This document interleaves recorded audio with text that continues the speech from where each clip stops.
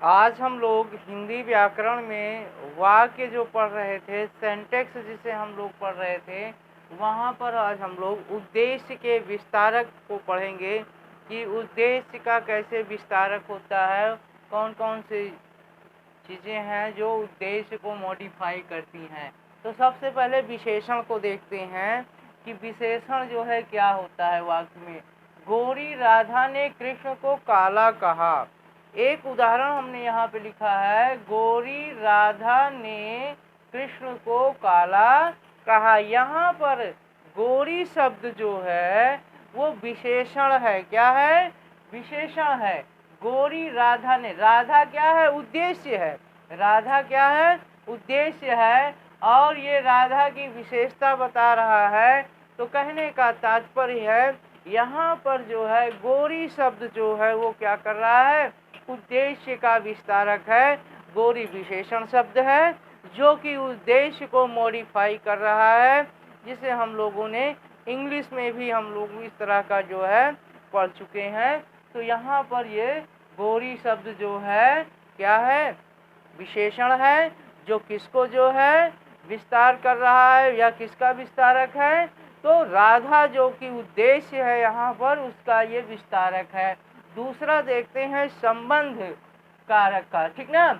बलराम के भाई कृष्ण ने ग्वालों की सहायता की। बलराम के भाई कृष्ण ने, ठीक ना, ग्वालों की सहायता की। यहाँ पर हम लोग संबंध कारक की बात कर रहे हैं। तो यहाँ बलराम के क्या है? संबंध कारक शब्द है, ठीक ना। जिसने कृष्ण किसने सहायता की? कृष्ण ने सहायता की। तो यहाँ पर उद्देश्य जो है वो क्या है? कृष्ण उद्देश्य है। तो यहाँ पर जो है ये बलराम के, है ना, संबंधवाचक जो शब्द है, यानी कृष्ण ने क्या किया है? ग्वालों की जो है सहायता की है, ठीक ना। किसने सहायता की? तो बलराम के भाई ने कृष्ण। तो कृष्ण और बलराम का जो संबंध है वो, कृष्ण किसके भाई हैं? बलराम के भाई हैं। तो यहाँ पर के चिन्ह से भी हम लोग संबंध कारक समझते हैं। तो ये उद्देश्य का विस्तार कर रहा है, ठीक ना। अगला देखते हैं वाक्यांश क्या है। यहाँ पर सोने वाले लोग जाग गए। यहाँ पर सोने वाले लोग जाग गए। तो यहाँ पर सोने वाले क्या?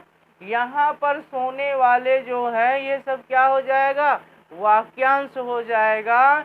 और जिसने लोग उद्देश्य का विस्तार किया, कौन जाग गया? लोग जाग गए।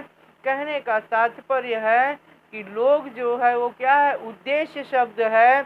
और उसकी जो वाक्यांश उसके पहले है, यहाँ पर सोने वाले, कौन जग गए? यहाँ पर सोने वाले। तो लोग से पहले ये जो वाक्यांश लिखा गया है, ये लोग सब्जेक्ट या उद्देश्य को क्या कर रहा है? मॉडिफाई कर रहा है। इस तरह से जो है ये वाक्यांश भी जो है वो क्या करता है? उद्देश्य का विस्तार करता है। इसके बाद हम लोग विधेय का विस्तार देखते हैं कि विधेय का विस्तार किसे कहते हैं और विधेय का विस्तार कैसे होता है। मूल विधेय को पूरा करने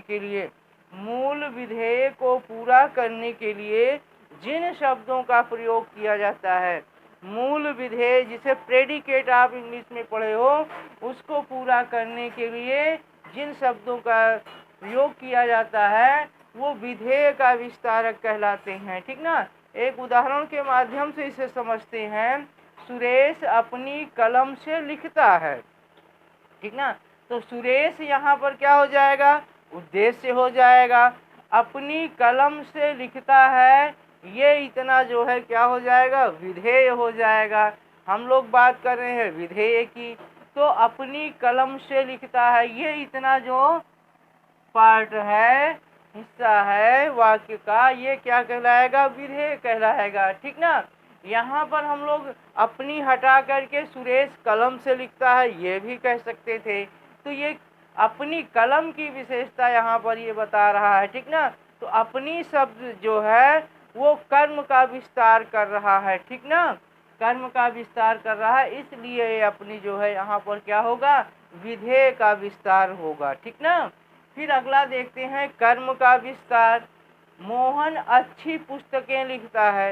मोहन अच्छी पुस्तकें लिखता है, ठीक ना। लिखता क्या हो गया, क्रिया हो गई।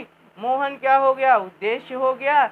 अच्छी पुस्तकें, लिखने का काम जो हो रहा है वो पुस्तकों को लिखने का काम हो रहा है। कर्म क्या है, पुस्तकें। तो यहाँ पर जो ये अच्छी शब्द है वो क्या आया है, पुस्तक कर्म का विस्तार कर रहा है। इस तरह से जो है एडजेक्टिव और एडवर्ब हम लोगों ने जो है पढ़ा है, वहाँ पर भी इंग्लिश ग्रामर में भी। तो यहाँ पर भी जो है ये अच्छी शब्द जो है वो पुस्तक कर्म का विस्तार कर रहा है, ठीक ना। इसके बाद फिर देखते हैं क्रिया का विस्तार, ठीक ना। क्रिया का विस्तार में देखते हैं एक उदाहरण के माध्यम से, गीतांजलि मन लगाकर पढ़ती है। ये आपका इतना वाक्य बनेगा। यहाँ पर आप देख रहे हैं गीतांजलि उद्देश्य हो जाएगा। उद्देश्य के बाद जो चीज़ें वाक्य में बचती हैं वो सभी विधेय कहलाती हैं। जैसे इंग्लिश लैंग्वेज में हम लोगों ने सब्जेक्ट और प्रेडिकेट पढ़ा है, वैसे यहाँ पर उद्देश्य और विधेय हम लोग पढ़ रहे हैं। तो गीतांजलि उद्देश्य हो जाएगा। इसके बाद की जो चीज़ें हैं, जो शब्द हैं, ये सब क्या कहलाएंगे, विधेय कहलाएंगे। तो यहाँ पर गीतांजलि पढ़ती है, हम ऐसा भी लिख सकते हैं, है ना। उद्देश्य और क्रिया भी लिख सकते हैं, लेकिन यहाँ पर मन लगाकर, तो मन लगाकर जो शब्द आया हुआ है ये क्रिया का जो है, क्रिया यानी पढ़ने की जो है उसकी विशेषता यहाँ पर बताई जा रही है। इसलिए ये मन लगाकर जो शब्द है वो यहाँ पर क्रिया का विस्तारक है, यानी कह लीजिए कि विधेय में ये विस्तार कर रहा है और विधेय में क्रिया का विस्तार कर रहा। तो इस तरह से जो है सब्जेक्ट और प्रेडिकेट यानी उद्देश्य और विधेय, उद्देश्य और विधेय को कौन कौन से जो है चीज़ें मॉडिफाई करती हैं, उनको कौन कौन जो है उनके विस्तारक हैं, या कौन कौन उन्हें और अच्छे से विस्तार पूर्वक बताती हैं। विस्तारक से तात्पर्य यही है कि उसे और क्लियरिटी के साथ और अच्छे से समझ से जो है वो बताता है, जिससे और उसमें जो है स्पष्टता आती है। इस तरह से आज हम लोगों ने उद्देश्य के विस्तारक और विधेय का जो विस्तार है इन सबको पढ़ा है। हमारे विचार से आज का वीडियो आपको ज्ञानवर्धक लगा होगा। अगर ये वीडियो ज्ञानवर्धक लगा हो तो इसे आप लाइक करिए, और अगर इस चैनल पर आप नए हैं तो इसे आप सब्सक्राइब करिए, और इस चैनल को आप ज़्यादा से ज़्यादा जो है शेयर करिए। अपने मित्रों में इस वीडियो को भी शेयर करिए, जिससे आने वाली वीडियोज़ आपको रेगुलर मिलती रहें और आपका उत्तरोत्तर ज्ञानवर्धन होता रहे। धन्यवाद।